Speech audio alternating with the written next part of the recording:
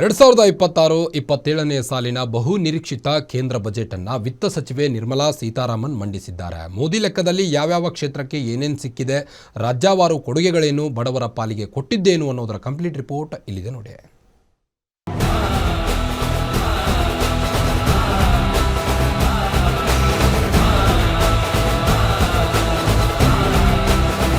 ಭಾರತದ ಆರ್ಥಿಕತೆಯ ಸುಧಾರಣೆಯನ್ನ ಮುಂದಿಟ್ಟು 2026-27ನೇ ಸಾಲಿನ ಬಜೆಟ್ ಮಂಡನೆ ಶುರು ಮಾಡಿದ ವಿತ್ತ ಸಚಿವೆ ನಿರ್ಮಲಾ ಸೀತಾರಾಮನ್ ಹೊಸ ದಾಖಲೆ ಬರೆದಿದ್ದಾರೆ.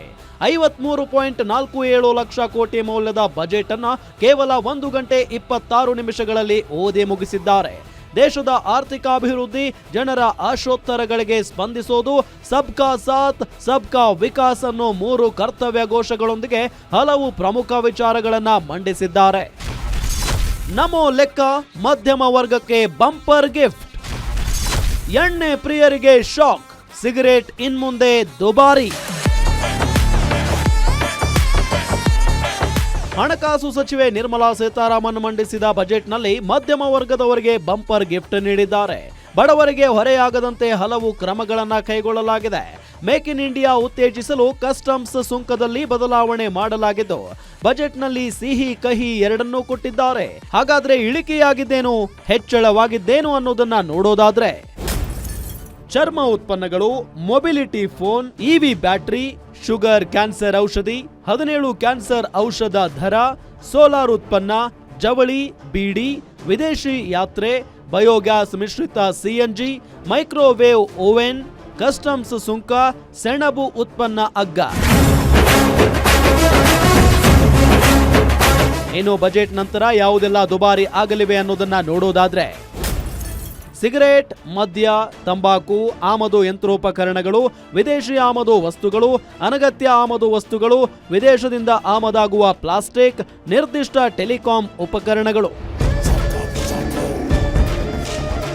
ಇನ್ನು ಕೇಂದ್ರ ಬಜೆಟ್ ಮೇಲೆ ಕರ್ನಾಟಕ ಮಹಾ ನಿರೀಕ್ಷೆಯನ್ನೇ ಇಟ್ಟುಕೊಂಡಿತ್ತು.